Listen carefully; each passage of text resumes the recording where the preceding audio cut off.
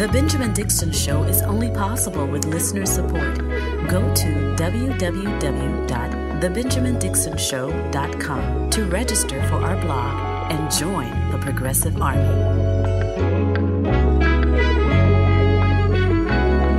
I think these messages really just expose Fox News as a propaganda network. That's what they do at the core. I mean, they show in excruciating detail that the highest ranking executives at Fox News, Rupert Murdoch, Suzanne Scott, the CEO, as well as some of the top hosts, like you just mentioned, Sean Hannity, Tucker Carlson, Laura Ingraham, they privately knew these election fraud claims from the Trump team were nonsense. They used very harsh language to describe them, but they allowed these lies to take hold on the network's air. That's the voice of Oliver Darcy. He's a senior analyst for CNN, and he is going over documents and text messages that were released from the Dominion defamation lawsuit that's happening against Fox News, the multi-billion-dollar lawsuit that is poised to cripple Fox News if Dominion is successful. They have released documentation that shows that Fox News knew that the election fraud claims that were prevalent on Fox News since election night all the way to now, to be honest with you, Fox News knew that that was fake. Tucker Carlson knew that that was fake. Laura Ingraham knew it was fake. But that didn't stop them from fomenting violence and insurrection. Why, you ask? Simply because they need to keep their ratings. At least this is what one CNN reporter thought about it, and I happen to agree. They want to keep their ratings up because it's about the money at the end of the day. Follow the money. So without question, Fox News was willing to lie to the American people to the point of fomenting insurrection, all for the purposes of maintaining their check, their bag. Right? Listen to this additional reporting from CNN. These messages show that the talent over at Fox News and the executives were very worried after the election of the audience rebelling, that they were going to Newsmax. You'll remember that Donald Trump was attacking Fox News, saying, turn the channel, go to this Newsmax channel, which is saturating the airwaves with election denialism. They were worried about this. And not only did they turn a blind eye to the election lies, but they even, in some cases, tried cracking down on those who were fact-checking Trump. There's one case where White House correspondent Jackie Heinrich, she fact-checked Trump, and Tucker Carlson and Sean Hannity behind the scenes were talking about getting her fired. Wow. I mean, listen, there's no doubt that we expected Fox News was nothing more than a propaganda machine. We knew this. We talked about this on a regular basis for years, but to just have it in black and white, clear, plain cut, it does seem a little galling for them to be so brash with their willingness to, tank the entirety of democracy, to tank journalism, to tank, media and news reporting in general. It seems kind of brash for them to just have it out there in plain sight. Like it would be different if they were all employees sitting next to each other and just doing their part and having a suspicion amongst each other that their company was doing something malevolent.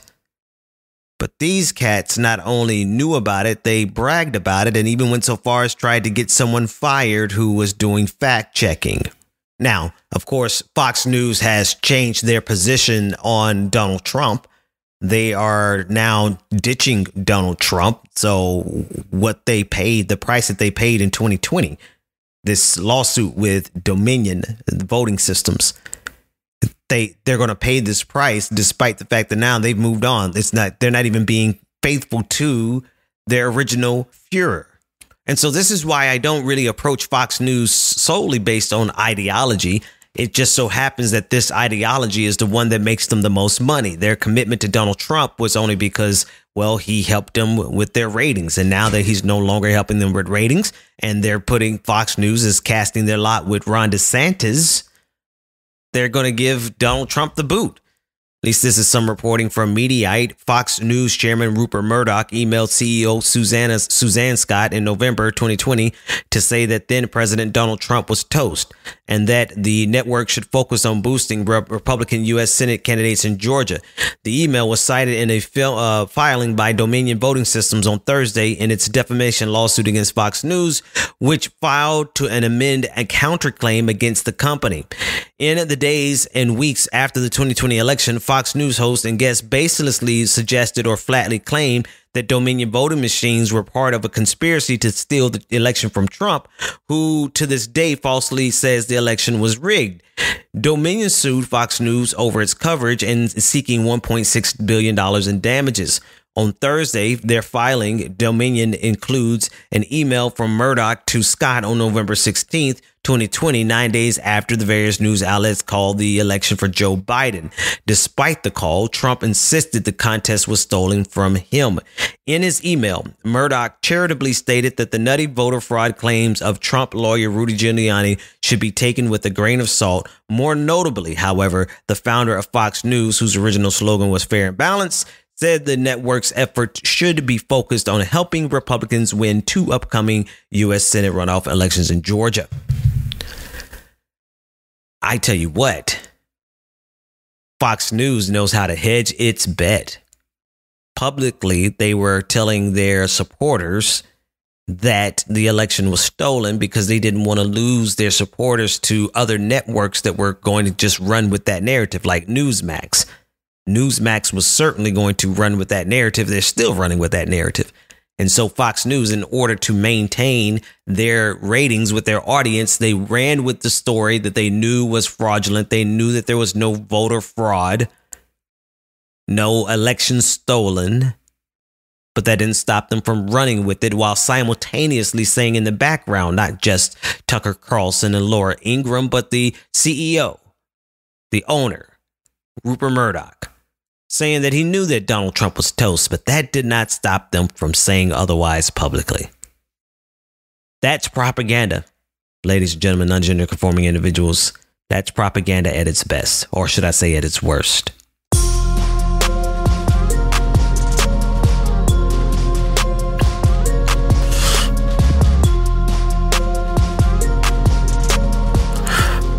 Well, you know, I don't make a lot of mistakes often, but I made one on the other episode when I said that Nikki Haley was not going to come out and be like Donald Trump and Ron DeSantis in their pursuit to out fascist one another. Because I thought, well, maybe Nikki Haley, you know, and I think I pretty much said this, that she's a establishment Republican, which means she's okay with bigotry. She's just not going to be the open and flaming bigot. Well, I stand corrected. New reporting coming out from the Hill. Former South Carolina Governor Nikki Haley on Thursday criticized the so-called Don't Say Gay measure signed into law by Florida Governor Ron DeSantis last year, saying it doesn't go far enough. Continuing saying, basically, what it said was that you shouldn't be able to talk about gender before 3rd grade, Haley said in a town hall. I'm sorry, I don't think that goes far enough. When I was in school, you didn't have sex ed until 7th grade. And even then, your parents had to sign to give you permission, et cetera, et cetera, et cetera.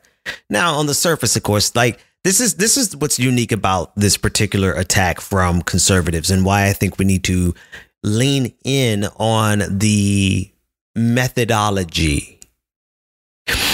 More precisely, I think we need to take their fight from them, their fight that is ostensibly for the protection of children. I think we need to take that fight away from them because they are the projectors. They are the ones who are guilty. Their supporters are the ones who are guilty of every single thing that they project.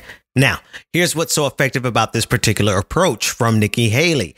She is playing right into the bigoted war against the LGBTQIA community by seamlessly conflating together the conversation about gender identity with grooming. And we are so far gone in that particular Overton window that now a couple things happen. One, we assume that what Nikki Haley or Ron DeSantis is saying is true to begin with. Like there's some course on queer gender theory that's happening before third grade. Right. And as we saw with Ron DeSantis, that wasn't the case. A lot of times, and most of the time with Ron DeSantis, he is the master of creating boogeymen bills that make you run after a particular thing that doesn't even exist. So, number one, we fall prey to this because the technique already assumes, it's baked into the conversation that that what they're saying is true, then two, that what is being taught, let's say there's anything at all being taught about gender, they're making it seem that any conversation whatsoever about gender is automatically something that is a threat to children. They have no context. They allow for no context whatsoever. And that's, of course, on purpose. And so now this gives Nikki Haley and Ron DeSantis the ability to simply say, oh, they're teaching gender stuff to our kids. And they get a twofer. They get to rile up their base and make it seem as though, hey, Nikki Haley and Ron DeSantis, they really care about the kids. They really care about the children. They're going after all this gender teaching stuff and critical wokeness that happens in the racial gender queer theory courses offered in elementary school. This is the nature of the political world. But at least we see now that I was wrong. I am not above being wrong. Here is Nikki Haley showing that she's more than happy to join the bandwagon of fascism. Well, she still gets to look nice while doing it, right? This is a really nice, clean, buttoned up. So I'm not too far off for my assessment. She's not going to, it doesn't seem like she's going fangs out. But here's the question. What's the difference between fascism that wants to go as far as Ron DeSantis, but she's just going to do it more politely? There is no difference.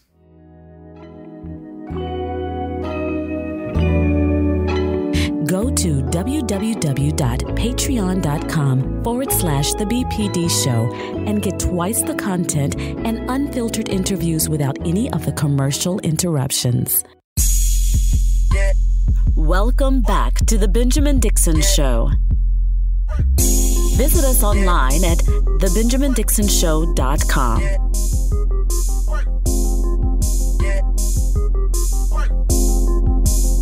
Welcome back. Yeah.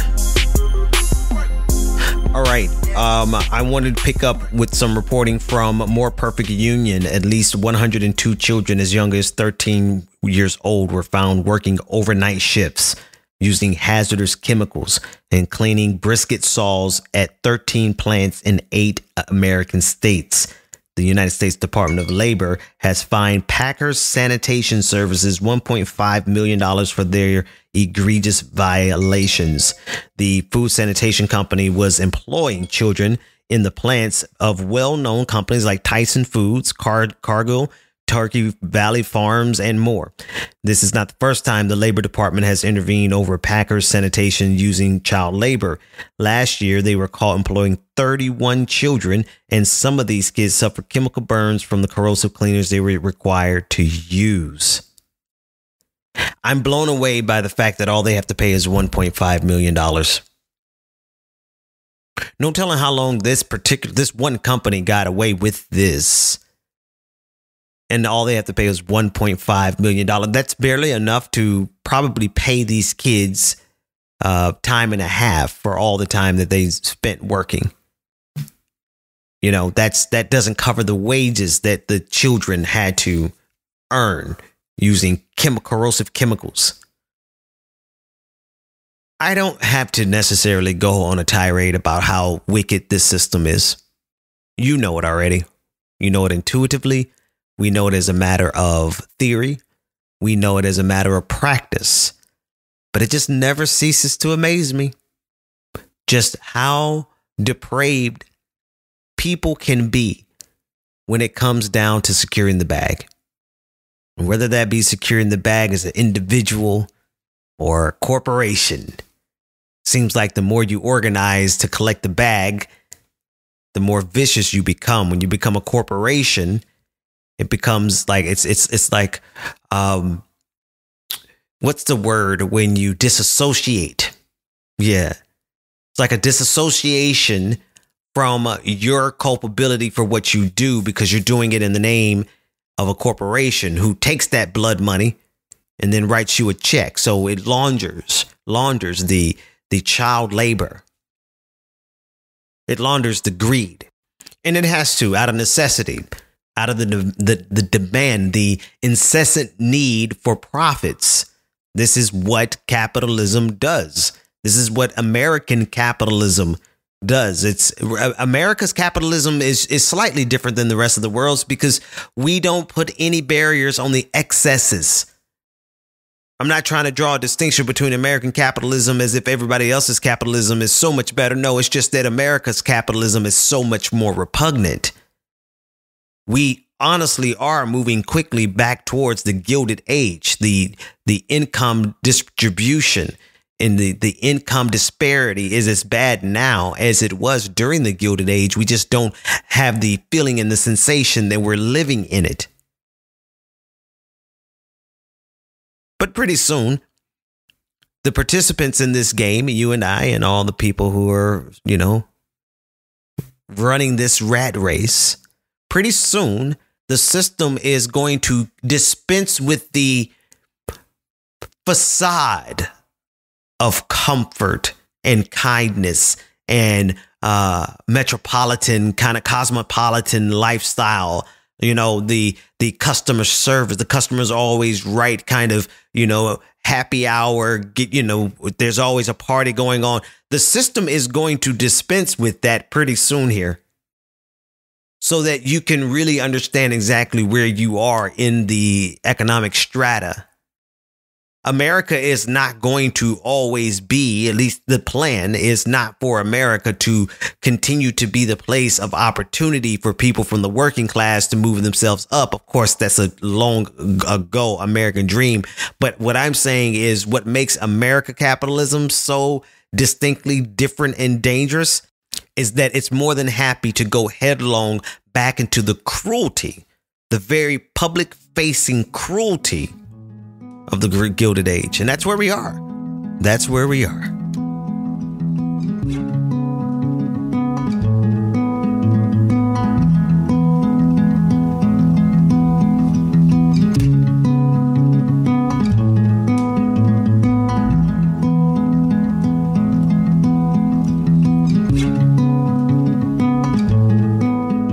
Tonight at 8 p.m. Eastern Standard Time, we will be having a live episode of Like It or Not with myself, Rebecca Zor, and DJ Exclusive. We have moved to Friday evenings, and we're experimenting a little bit. We are making Friday nights the place to be. So come out. We'll be streaming live. And every other Friday night is the patron party. You missed it last week, so there won't be one tonight, but make sure that you get access to all the stuff that we're doing. Patreon.com/the BPD show.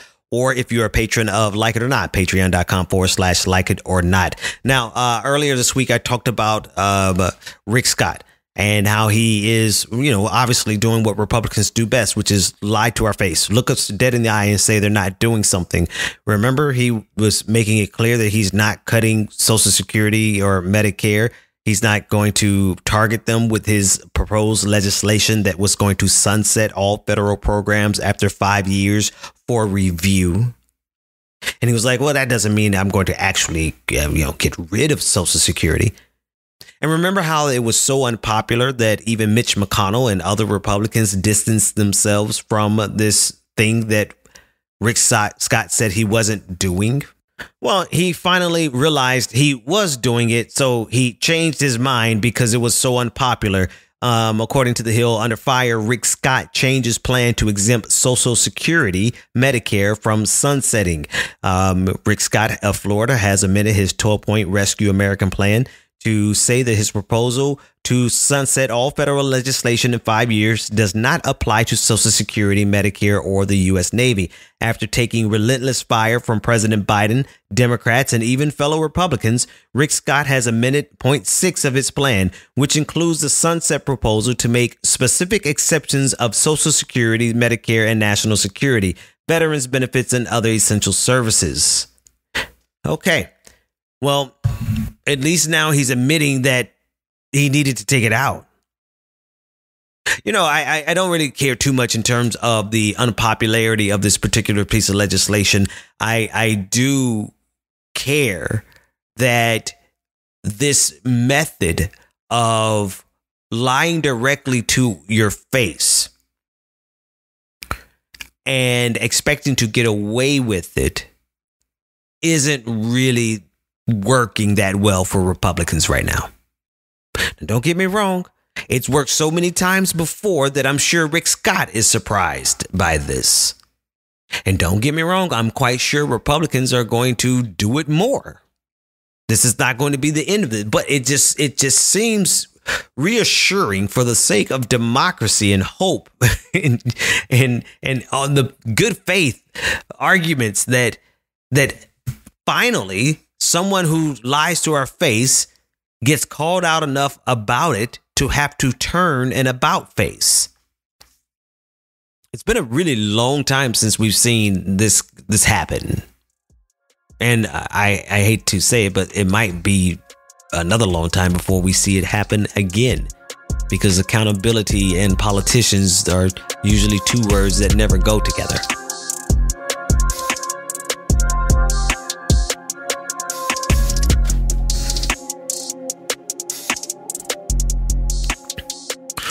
I have been away while the developments in East Palestine, Ohio were developing the explosion, the derailment and subsequent explosion of the Norfolk Southern train that was carrying hazardous materials. It has been a week or so now since this event took place, and the continued flames, ongoing fumes, and the fallout from this has major implications. Initially, residents were told not to worry. And now reports are coming in showing contaminated water, dead birds, dead animals, dead fish, a lot of sick people, wheezing and coughing, showing signs of some type of chemical response, some type of hazardous material. Here's audio of Governor Mike DeWine of Ohio getting grilled pretty decently about this on Fox News earlier today. Listen in. The water is good, the air is good, but we understand people have concerns. Well, Governor, why, if the air is good and the water is good, why are residents saying, here's some of the quotes, I don't see birds in my property anymore.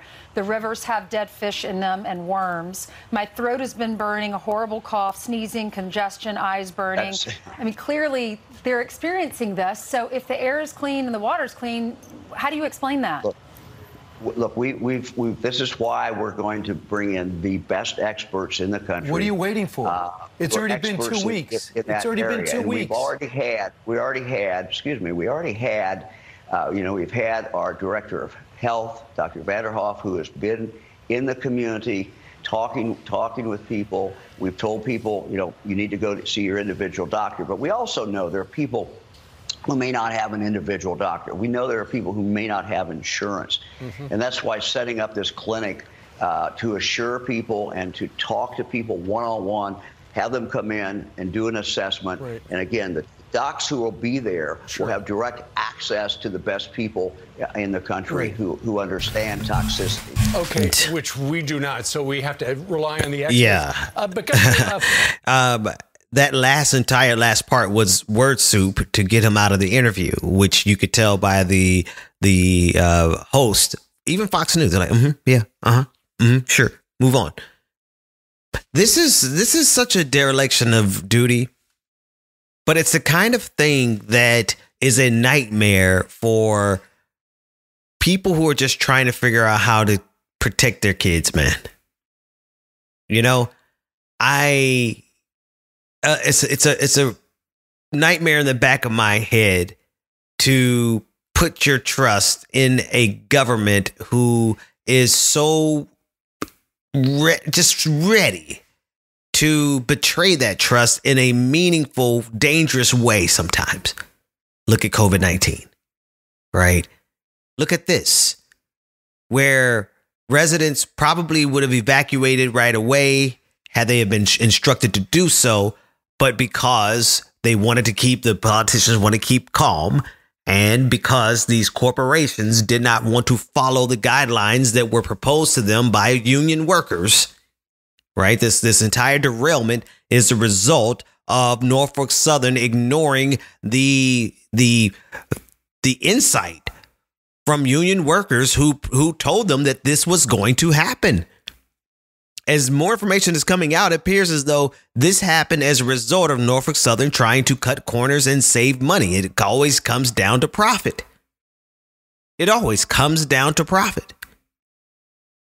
But here we are now with this chemical, this hazardous material. I mean, if you look across social media, you'll see various videos. I mean, you'll see the lakes that are just have a rainbowy kind of filmy surface on top. You'll see coffee that was made using water from this area sizzling once somebody added milk. I don't know exactly how that happens, right? But something's not right there. You see cars that are covered with a film.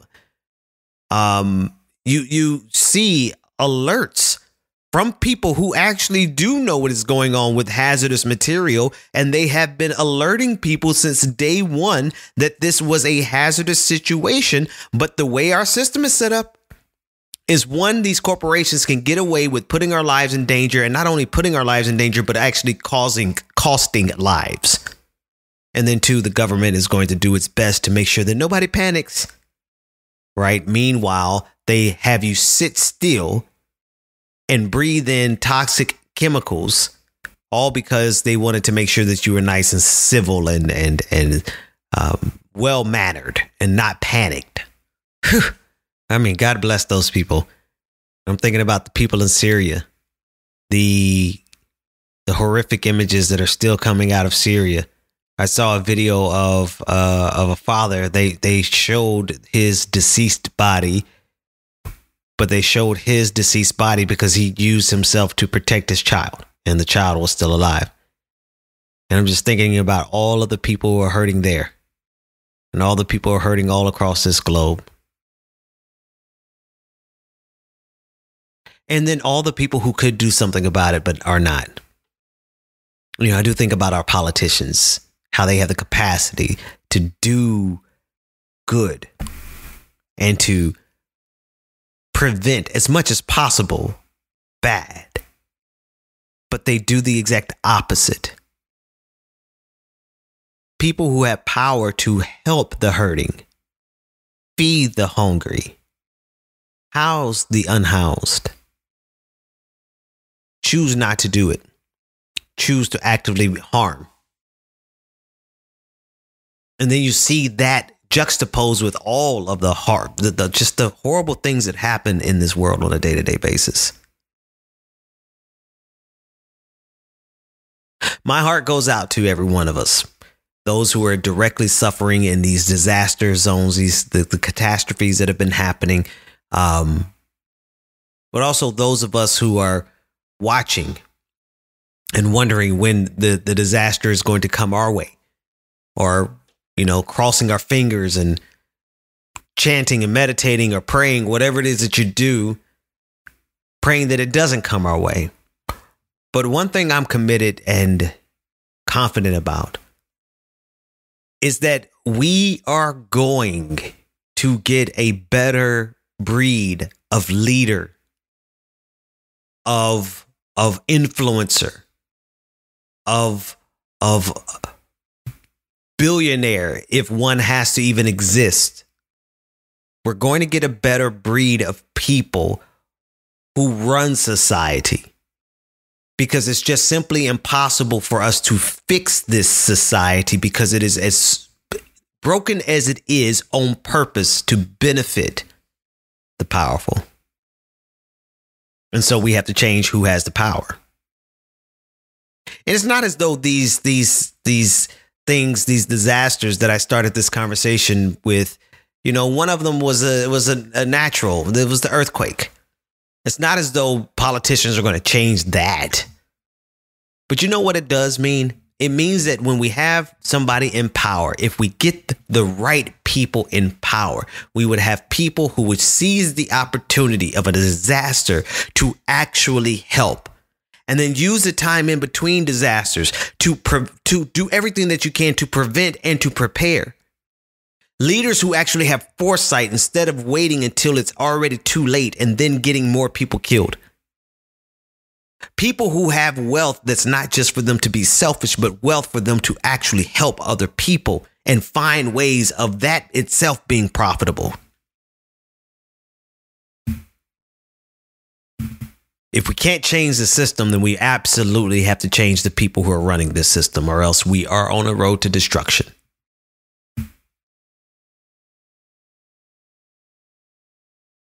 Well, that's it. Yeah, see you tonight at the Like It or Not Live. I was going to try to find a way to end it on a more positive note, but it is what it is. See everyone tonight at 9 p.m. YouTube, Facebook, Twitter, wherever you watch us. Like It or Not Live. If not, I'll see you Monday.